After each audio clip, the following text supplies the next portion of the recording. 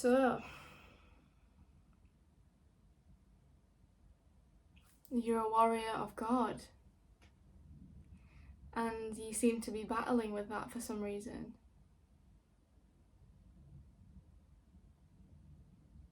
Why? Why are you battling with a position that is already yours? If you're new to this channel, hello, my name is Chelsea and this is Cosmic Heart, where we talk about holistic healing. I do guided meditations, I talk about shadow work, I talk about sometimes gnosis and the benefit of self-knowledge. I do energy check-ins, which is what this is going to be, and I basically just embrace different healing modalities that connect me deeper with myself, and also I intend to just share that healing with people to the best of my ability in the way I feel guided to, and in a way that brings me purpose. So if you want to stick around, you can. If you don't want to, I mean, why are you here? I have one question before I get into this message. Check out this kind of disease that my plant has. If you know anything about plants, please tell me how I can heal this. Why are the tips going all crusty? And we're back. This is how I have to have my phone. So it's kind of, you're gonna have to see the crusty. Oh, there we are, that's fine. So the message for today is quite clear. There is some resistance to letting your connection to the divine exist.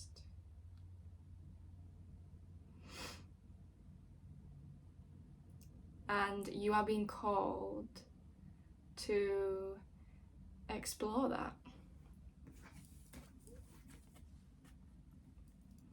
We've got the Two of Swords and the Hermit. The Hermit is divine guidance. You know, the major arcana is a representation of sort of necessary life lessons, that is kind of energy that is set in stone by the divine, by God, source, whatever. And this Two of Swords is an energy you're in by choice. So this is kind of like you can choose to be a source, you can choose to be a warrior of God, or you can choose to regret not being one. Kind of like you have this history. I think you're going to choose to be a warrior of God, because we have the Ace of Cups with the Six of Cups. So this is like you have history with this loving connection. You have a choice of deciding if you are going to let God hold you in strength with Hanuman, right? The devoted warrior, the energy healer, the warrior. Yeah, you can be a light worker and still be more than willing to put up a fight, you know. It's not gonna break any integrity when it comes to your light and you embodying the light. You still know what side you're on, but there's a process here, and I don't know where you are in the process, only you know where you are in the process, but it's like you have a decision, and you can easily put the swords down and take the blindfold off. And with this snapshot, it seems that you do that and you go on a journey of enlightenment to find your North Star, to decide what is your truth, to cut through the bullshit with the swords. Sort of like, bullshit, I rebuke you. There's bullshit everywhere, especially with social media. what do I believe, what do I not believe, what is the truth for someone else but is not necessarily true for me. These are all these questions we should be asking in general about life, but especially on a spiritual path. So much misinformation, and there is a soul contract here with you and the divine, you and God, the Most High, Source, whatever you refer to our cosmic origins as. Okay? And when you know that is your path, especially when there's some resistance here, there's like confusion and indecision, but it's just self-made. Because we have the Six of Cups here as well. I feel like you can go back in your life and you can imagine times when it was so incredibly clear to you that you were tapped into something higher than your three-dimensional self.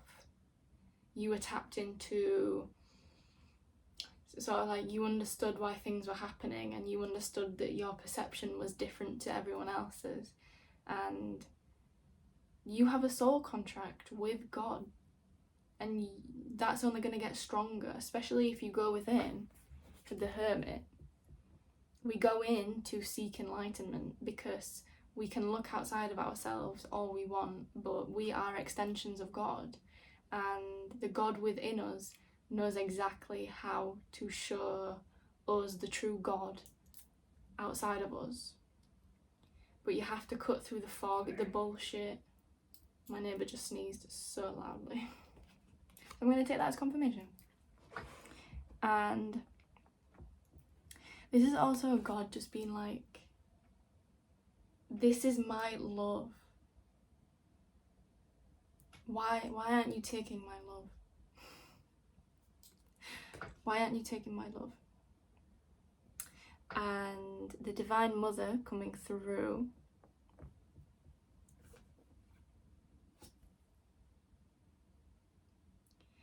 Talk about helping you cut through the bullshit. Divine severance, cut the cords to dramas, fears and limitations with Kali Ma. She is not taking any shit. She's got skulls around her goddamn neck. Okay? She is a cosmic entity, a cosmic deity that sees so much more of your path than you ever could with your human mind. And she is here to get you out of this crossroads energy, this Two of Swords, this indecision, because there really truly is only one path, and the forefront of that path is your devotion to God, in whichever way that wants to show itself in your soul's journey.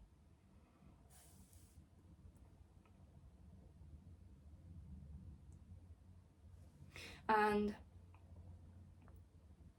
I have a thing where I feel like I want to start reflecting on energy check-ins that I do with, so I want to give you questions to journal on. I want you to start journaling with these energy check-ins, whether you have started fully accepting God's love or not, or you are still in this phase of indecision and needing to go within to see what God's love truly looks like for you, and where you need to cut out some less than ideal opinions or thoughts or feelings or limitations to your godly connection. Only you know, like I said, where you are. But nobody can tell you where you are. And no one's supposed to tell you where you are. Okay? Your inner shaman might be awakening, where you are choosing what's right over what is seen as normal. What's right for you over what is seen as normal.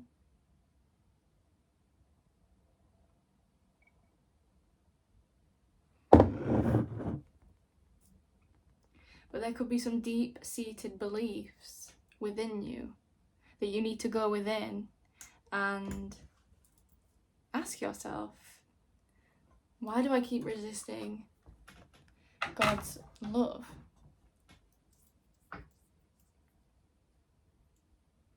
So some journal prompts for you. Number 1. Do I have any conscious memories of times from the past where God's love or God's presence was clearly here with me?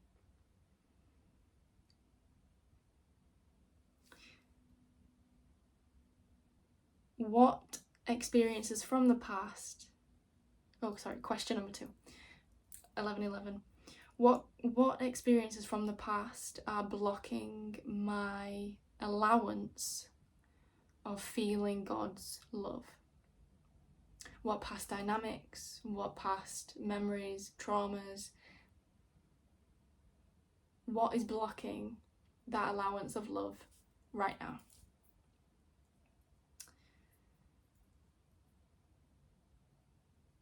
Question number 3. If I tune into my body, where does the feeling of indecision lie the strongest? And what has indecision kept me safe from in the past? For some of you, I'm getting solar plexus. So yeah, the space in which your yang energy sits, which is action, positive movement, drive, determination, that sits here. So chakra work could really do you some favors right now.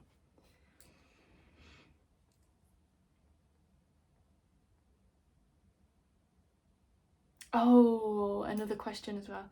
What about organized religion blocks you from your true connection to God?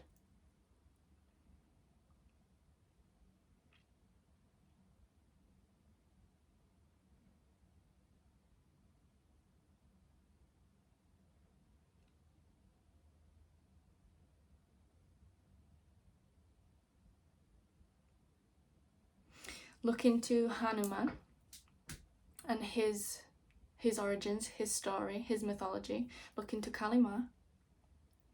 These are incredibly powerful energies to work with, especially if you're apprehensive about your connection to the divine, and anything in your mind is blocking you from experiencing God's love, gaining strength from God's love. Anything blocking you from that.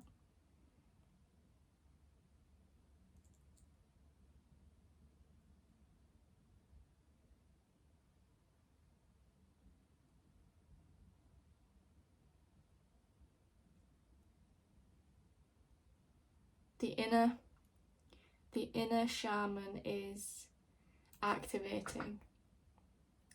And I say that because I thought that, so I kind of got that when I was tapping into this message anyway, but your inner shaman is trying to awaken, and the story, I won't go into it, I'll let you look it up, but because I want this to be a short message. Hanuman is a devoted warrior of the divine couple. They represent the divine masculine and the divine feminine in in